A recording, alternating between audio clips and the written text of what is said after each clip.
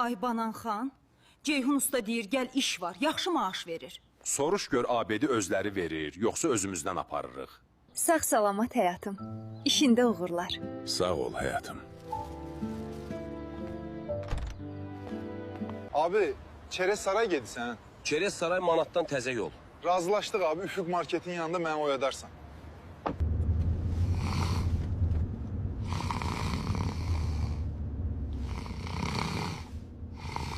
Ay qaqaş, oyan ay brat. Bəsdi yatdın, çatmışaq saraya. Larım da qaldı taksidə.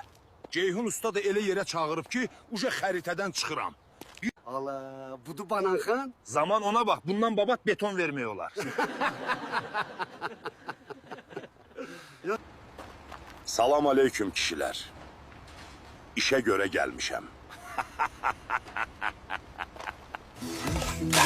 Gelmişik bu dırana El yaşa yol vermeyesen nöksana Sağ belik yanaşır her insana